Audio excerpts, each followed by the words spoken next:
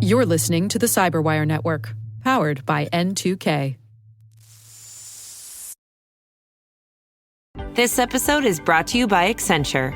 When your advertising operations fall out of sync, everything else follows. Spotify and Accenture are working together to reinvent the rhythm of ad sales, using automation, analytics, and smarter workflows to simplify campaign delivery and access better data across the business. The result? Less time spent on operations, more time connecting brands with the moments and fandoms that matter most. Learn more at accenture.com/Spotify. This episode is supported by Black Hat USA. If you follow the research, you know a lot of it breaks on Black Hat stages. Hundreds of peer-reviewed briefings, more than 100 hands-on trainings, and the largest business hall in Black Hat's history. 6 days to learn the skills you'll need tomorrow, August 1st to the 6th. Prices increase July 17th, so book before then. Use code CyberWire for $200 off your briefing pass at blackhat.com.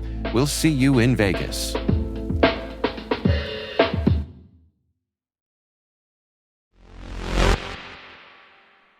No one ever wants to say as a country that we're dependent on another country for X or Y, and especially when it's a mission-critical thing. The U.S. learned this in the 70s with OPEC, right? Maybe relying on oil for another country when our country requires it is not the best thing in the world. And the U.S. has changed its approach, and over the past couple decades has dramatically reduced that international reliance. We're going to just leave Strait of Hormuz out of that entirely, just for people. Theoretically, it's all conceptual. I'm going to be that yes but person this whole show. On paper, we're good. On paper.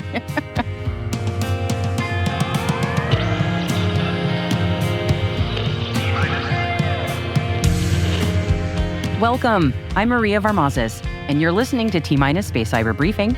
In this show, we examine the evolution of cybersecurity in the global and orbital infrastructure that powers, protects, and connects our lives.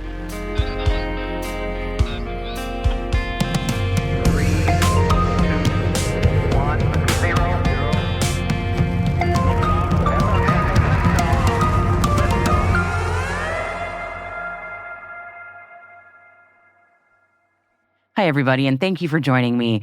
In today's show, I'm talking to T-Minus producer Ethan Cook about space sovereignty.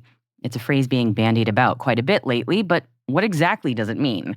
Well, who better to dive into the broad-ranging details of it all than Ethan, who not only lives and breathes geopolitics, but in addition to being one of our producers here at T-Minus, he's also a producer on one of our sister shows here at N2K called Caveat, which is all about cybersecurity, law, and policy. So this space sovereignty chat gets into lots of geopolitics, the context of current events, as well as parallels to data sovereignty, cross-border issues of data ownership. Oh, and for some good measure, what's cooking in the EU Space Act's pillars of safety, resiliency, and sustainability. Oh yeah, and this is just the first half of our chat. We'll share the second half with you in next week's episode. There's just that much to discuss. Well, in the meantime, you ready? Let's go. All right, it is time now for my favorite kind of conversation, and that's when I get to chat with producer Ethan Cook. Hello, Ethan. Hey, how you doing? I'm excellent now that we get to talk today. Wonderful. Yeah, and Ethan, we're going to be chatting today about something that is so in your wheelhouse. I cannot wait to get your thoughts. Yeah, it's near and dear to my heart. Oh, I know. It's all geopolitics, and this is your world. So I'm gonna pause at the topic, but then I want you to tell me a bit about your area of expertise just so we can establish this, because I think our audience should know. So we're going to be talking about space sovereignty, specifically in the context of Europe. That's like our focus area for today. But because this is such a geopolitical conversation, and Ethan, you are my geopolitics guy, tell me a bit about your area of expertise here, just so you can brag a bit. Yeah, so I'm not traditionally a space geopolitics person. I think, the conversations around geopolitics and politics in general have always been something that I've been fascinated by. And as I've gotten into the space, learning the geopolitics behind this as a subnode is fascinating. Good. But Yes. I went to school. My undergraduate degree was in political science, and I have always been focused on international relations within that as well. Also in history, and I think to understand history, to understand modern politics, you have to understand history. And that is culminates into this passion about not just what's going on in the world, because I don't really think that matters too much, but the bigger question is why it's going on in the world.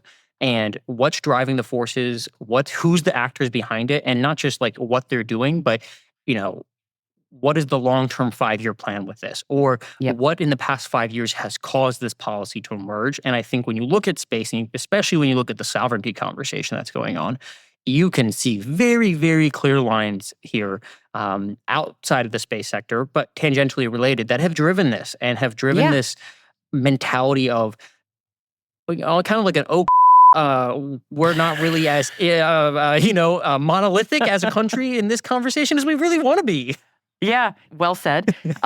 Ethan, let's get into that, because I'm coming at this as the space current events nerd and also just overall space nerd. So I have a feeling my job here will be to to provide the wet blanket perspective of it's not going as well as we think, or it's going really great. I don't know, either one. But let's talk about, I guess, the broader context before we dive into the space angle. I feel like, especially given our world and the world of the CyberWire, we got to start with data sovereignty and that conversation with Europe. So, I mean, how do you even want to approach that? I mean, that is a massive, massive show on its own. Yeah, to get into the weeds of that it would take episodes. But I think when you think of sovereignty as even taking the data part out of it, you're thinking of a country's ability to make decisions and enforce those decisions without another country kind of interfering with those things, right? So if the EU says, hey, we want to implement this new data security law, maybe the GDPR, for example, they have the right to do that. And no other country can really stop them or prevent them from enforcing it within their territories. So when we bring that kind of logic to data, it gets a little messy, because outside of just people being able to access the services and websites in other countries, which they're collecting data, and that's now involving a foreign citizen of another country, you also get into conversations regarding data storage. Right? Let's go into, okay, I'm a California resident, right? I live, let's say I live in San Fran. California, really strict data security laws for the US, and I access a website that's based in, I don't know, Britain, right? Britain, I go to them and they have a whole different host of laws. But that data is now hosted and stored in, let's say, Canada. For whatever the website is, right? Now you've now involved 3 different countries with 3 vastly different, maybe with some similarities, but data protection laws that all require different things. And that's just that's a clean example, right? Because now you're getting into the conversation of they all sort of agree with each other in terms of general, protections on data. But the questions of who owns that data, is it Canada because it's stored there physically? Is it the website that maybe is owned and operated and headquartered within the UK? Or is it the individual citizen who was that person who accessed it? And for years, there have been almost like this, I want to call it no man's land of data law, where there has been agreements and nudge, wink, wink agreements between different countries, kind of saying okay, we're going to try and cooperate on this and figure this out. No one's really taking an outwardly hostile approach, especially between allies. The US and the EU have generally been more favorable in terms of kind of negotiating these things out. But it kind of has created, anyway. Maybe not now. Actually, you get into this, really complicated legal gray zone of who owns what, who has the right to enforce what. And for the most part, we've gone through this through bilateral agreements, companies taking proactive stances, probably for their own protection, saying, okay, this is how we define who owns this and what has access to, and being very upfront about that in the disgusting terms and services that no one ever wants to read. I was going to say, the legal teams are always very busy. The lawyers love this. Exactly. It keeps them employed. They make a ton of money off of it. And, you get into the, that kind of conversational point, and it extends far beyond just website hosting. Let's talk about cloud infrastructure, right? You have AWS or, Azure or Google Cloud, which have data centers and hosting platforms across the entire globe, right? But they're all headquartered in the US. So what happens in that, right? And that was, they have to make individual agreements within a country, or to safeguard, or say like, okay, Japan, we're willing to host a data center here or a cloud service hosting platform here. What are the legal regulations that we have to kind of hop through and make sure that we are abiding by? And all of that is kind of the non-space stuff, which is just scratching the very surface of it. But it is remarkably parallel, not just in terms of how complex it is, but I mean, even if we're talking macro, the flavor of it all, I mean, that is not a technical term, but if you're just like really zooming out on this in terms of its complexity, we're talking about the gentleman's agreements in terms of how people are cooperating with each other, or the legal agreements, and who owns what is in whose domain? What about where things are resting versus where things are in transit? I mean, if we're going to be talking about space sovereignty, it would be silly to not talk about data sovereignty, because you can't have the conversation without the other. It's true. It's true. So now that we've sort of chatted a bit about, we've laid the foundation for data sovereignty is very complex. Europe especially, but certainly not only Europe, has a huge renewed emphasis on data sovereignty because of many reasons recently in the last few years. Let's just say it, the U.S. becoming increasingly hostile to our allies. I mean, there's no other way to put it. There is an urgency to data sovereignty, especially within European nations. And I'm not talking just the EU. I'm talking, Europe and key partners, as well as the UK. Just sort of generally what we in the United States tend to call Europe, for better or for worse. It's all the same, right? Right. I know our listeners in the UK are not appreciating that, but I'm just admitting our ignorance on that one. So let's say Europe and the we're UK. American, right? We they just chalk it up to that. That we're dumb. It's true. So so when we talk about space sovereignty, it is a largely parallel conversation. To me, it's the renewed emphasis on moving away from U.S. space hegemony, because let's be real, the U.S. has really owned a lot of space access for a long time, and especially when Russia invaded Ukraine in 2022, Europe had been using a lot of Russian space capabilities. They'd been launching a lot of stuff with Soyuz. That went away immediately, understandably. So between Russia being out of the picture for European space access and the United States is just not as reliable a partner anymore, the EU and the UK are looking to grow. They're already very capable, let me be clear, very capable homegrown industries. These two organizations, both the UK Space Agency, or UKSA, and the European Space Agency, extraordinarily capable, humongous industries within both areas that have been supporting these for decades. So it's not like these are brand new. But there maybe was a sense of we are working as partners with other countries. And now there's more of a sense of we need to stand on our own. The time is now. There's been sort of calls for this for ages, but maybe there wasn't the same urgency that there is today. What are the questions that space sovereignty is trying to address here, especially within the context of UK and European space sovereignty? Great questions. Yep. So I think when you break down, we'll keep it on the Euro front for now, because I think when you expand it to Asia, et cetera, there's a whole host of different drivers. But I think you hit the nail on the head when you talk about why Europe has kind of had this, I don't want to call it a wake-up call, because to your point, this calls have been there for a while. But I think maybe facing of reality is kind of a better word, that maybe they're like, oh, this is something that's a 10-year plan, and they realize, oh crap, it's more like a 3-year plan.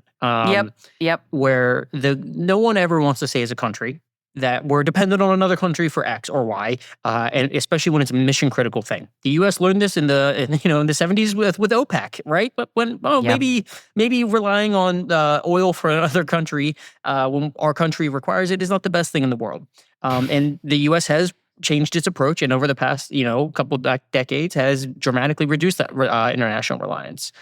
We're going to just leave Strait of Hormuz out of that entirely, just for people. Theoretically,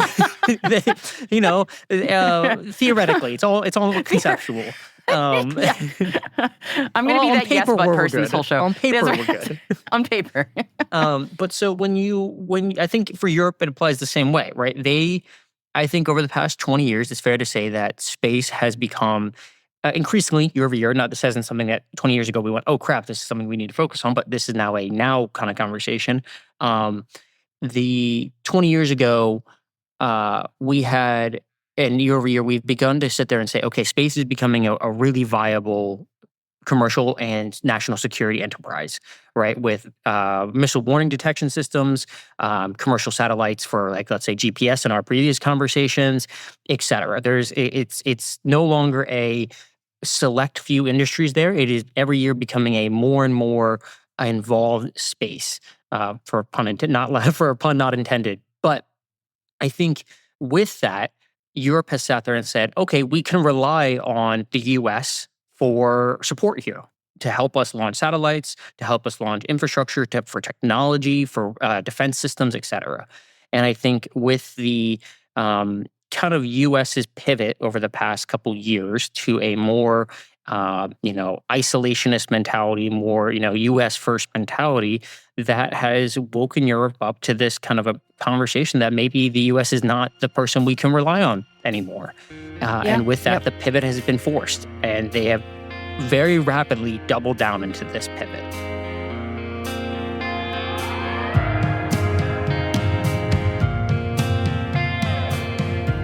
Yes, the pivot. Much like trying to get a sofa around a tight corner, it's what you've got to do. Speaking of things we must do, let's take a quick break. We'll be right back.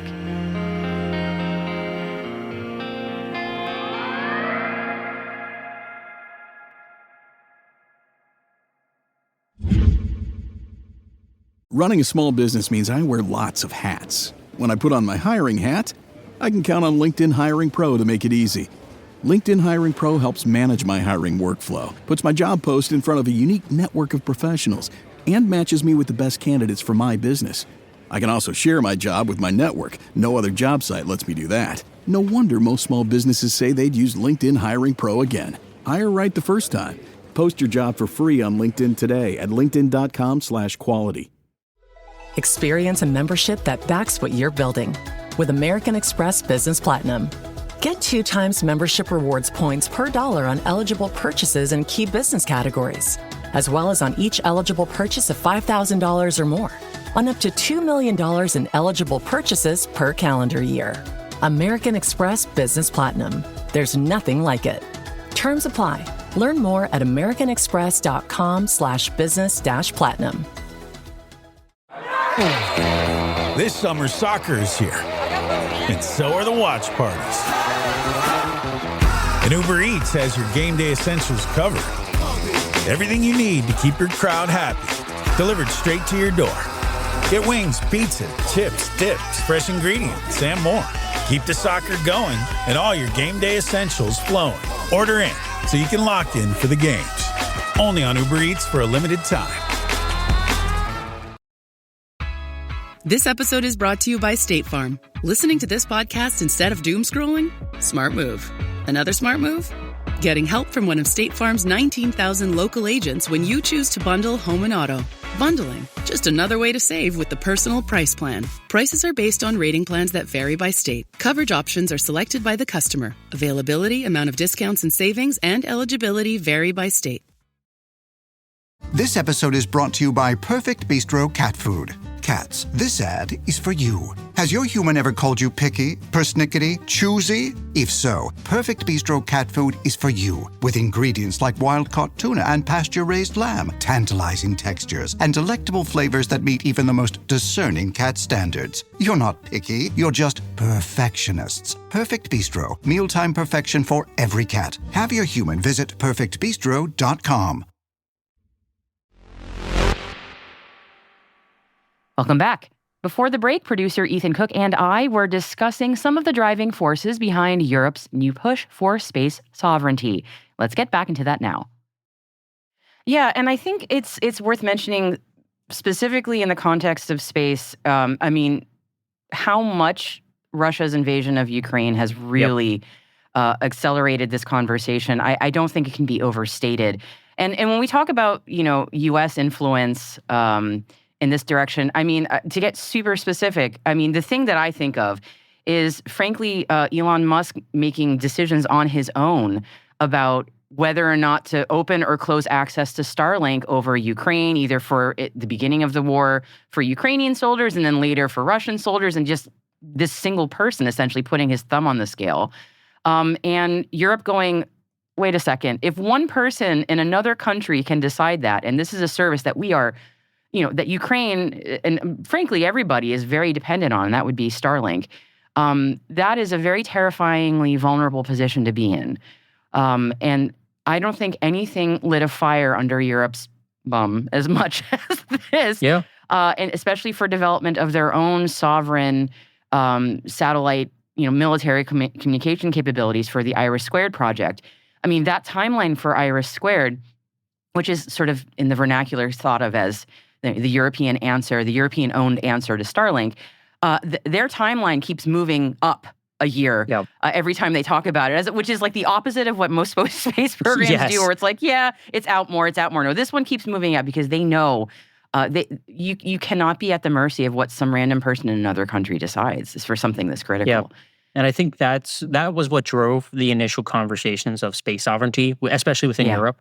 This mentality of, we are not nearly as independent on this for a ever-increasing critical infrastructure sector that we would really like to be. And it was a rude awakening for many factors that just set them, and they sat back and went, okay, we need to start investing, which is why we have the emergence of not just European projects for launching, but I think with the emphasis on the EU Space Act and core legislation that some of which has and some of which has not been passed, but is very clearly, regardless of what state it is in, is a reaction to the EU and the UK saying, we cannot rely on what we've been relying on for 10 years. We have to pivot now. Like, this isn't something we can wait on. And I think, for the EU Space Act, they propose 3 key pillars. And right away they say the first thing that's driving them is safety, right? They want to have the ability to mitigate space disasters. They want to have the ability to preserve Europe's access to uninterrupted space. They want the second thing, resiliency. They want to make sure that their cybersecurity capabilities are a priority, that European space infrastructure, and I think this was probably a result of the Ukraine war. They walked away and said, oh, what would happen if Viasat happened not just in an isolated area, but across the entire EU? And that's the 2022 Viasat hack. Yep. And like that, sitting there going, that we can't, security is not where it should be right now, and we're more vulnerable than we really want to be, and that was a rude awakening. And then lastly, sustainability, and this is to that long-term conversation, saying how do we don't just need to be, independent now, but how do we remain independent for 10, 15, 20 years? How do we get us to the point where, great, we don't just have a Starlink for today, but we have a Starlink for the next 20 years. We're in a position where we don't have to rely on whoever the actor is, whether it's a US actor, a Russian actor, a Chinese actor, or in the EU space, like saying, even the UK, saying, while they're both European, they are different nations. They are different governments, saying that we don't have to rely on one another if we don't want to. It's one thing to say this is a great deal for the short term, let's take it, and another to say we have no other choice but to take this deal. Right, and nobody wants to be in that position if they can help it. Yeah, exactly. And those 3 pillars are really fascinating because I feel like from a space current events nerd, I can, as sort of as you were doing, I can point to a specific thing that sort of was the spur for each of those pillars. And for the first one that you mentioned about access to space, that one is Arianespace in a nutshell right there. And what I mean by that is ensuring European access to space. From I think July 2023 to July 2024, Europe did not have their own sovereign launcher available. So for an entire year, Arianespace's Ariane 6 rocket was behind schedule, and the Ariane 5 had been retired. For an entire year, Europe was like, we don't have our own rocket to launch things. And I think for some people who maybe have not updated their mental paradigm about how often we are, as a human race, are launching things to space, 1 year might not sound like a lot. If we're still thinking about, it is a lot. Like if you're still thinking it like it's the 90s or early 2000s and we're using shuttles, maybe that doesn't sound like a lot. But a year is a humongous gap nowadays when we've got SpaceX's Falcon 9 doing over 100 launches a year. I mean, And they're delivering dozens of satellites within just one launch, right? Yeah, like it's absolutely. not just, we're putting one thing up per launch. We're putting Dozens. up massive amounts there. So that has an impact. And we're not just taking, again, to your point, we're not just taking off one. We're taking off 100. Times that by dozens. We're losing hundreds of satellites every year. Yeah, and a year-long delay for a space program, even if say you are thinking about, exquisite satellites like a one-off, which again is not generally what's happening. A 1-year delay causes a huge ripple effect of delays down the line. I mean, it really gums up the works. So part of the sovereignty gap is also Europe does not launch from the European continent. Their spaceport is in French Guiana, which is across the Atlantic Ocean from the European continent. So that is the legacy of colonialism right there, frankly. But Europe is trying to build sovereign launch capabilities within the continent for smaller launch. They're not going to. I don't think they're going to be able to launch like medium to heavy lift from Europe. Who knows?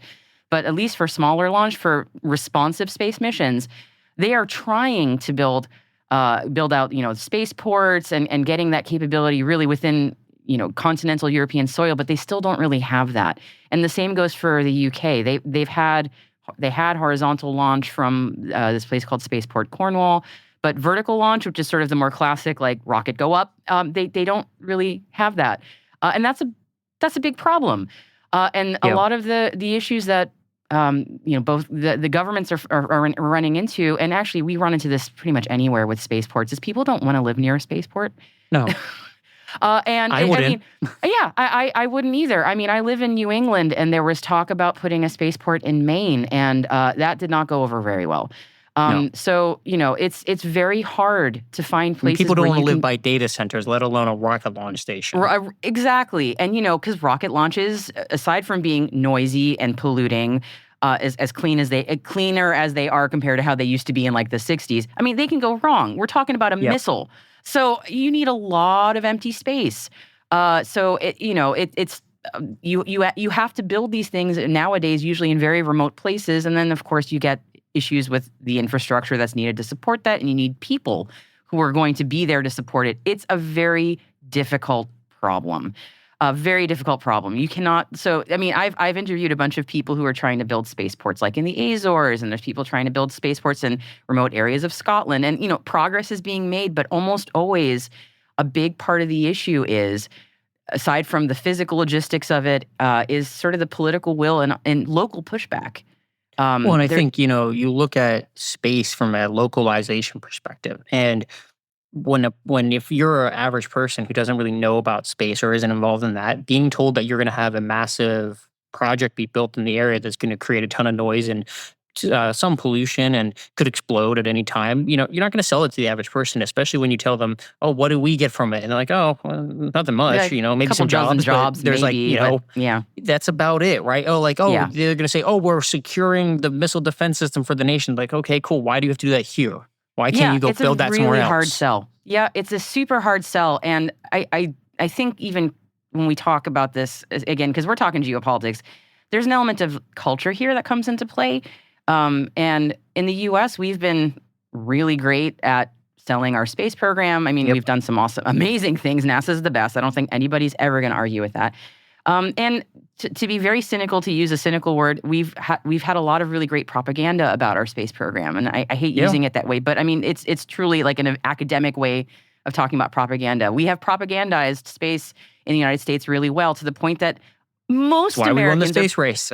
Right. I mean, most Americans, even if they don't really care about space stuff, most Americans have like a generally-ish positive view of it. I mean, when that is not the case the latest telescope came out and all the newest images were coming out of space, it was like a whole thing for like a week within the U.S. Like everyone's like, oh, did you see the latest space? Like people who have never talked about space before that I've met are like, oh my gosh, did you see the star? I'm like, what? Yeah.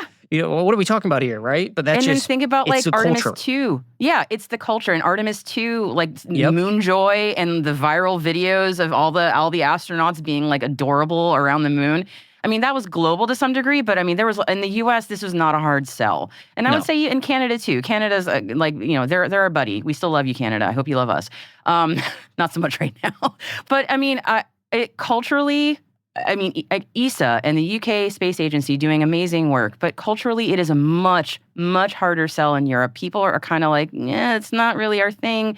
So you have to get public support for this kind of thing before you can get that. Everything starts with public support. And if you don't have that, if people aren't jazzed about it, if they don't understand why this stuff matters, you're not going to get funding. And then everything just stops.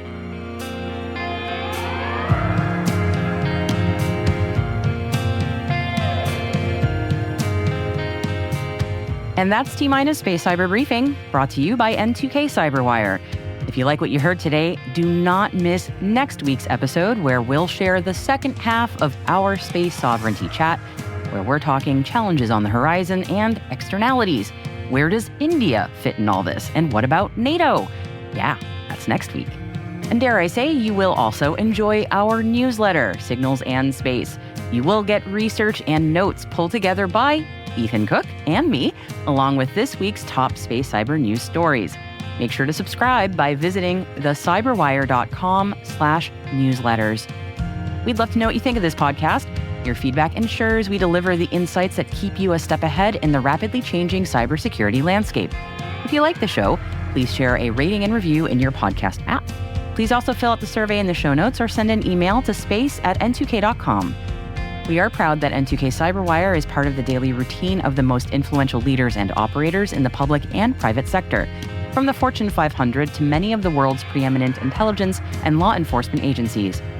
N2K helps cybersecurity professionals grow, learn, and stay informed. As the nexus for discovery and connection, we bring you the people, the technology, and the ideas shaping the future of secure innovation. Learn how at n2k.com. Thank you for listening to T-Minus. I am your host, Maria Varmazis, and the show is produced by Ethan Cook and Liz Stokes. We're mixed by Elliot Peltzman and Trey Hester, with original music by Elliot Peltzman. Our executive producer is Jennifer Iben, with content strategy by Mayan Plout. Peter Kilpie is our publisher. See you next week.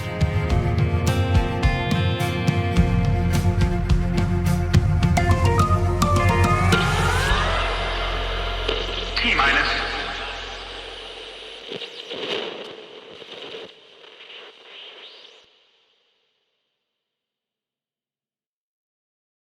Hi, Ryan Reynolds here for Mint Mobile. Are you looking for a beach read this summer? May I suggest your big wireless bill? It's got suspense, mystery, a slightly flat emotional arc, and a shocking twist where you realize you've been overpaying the entire time. Fortunately, though, Mint's story is better. Every plan, $15 a month, even unlimited. That's it. Happy ending.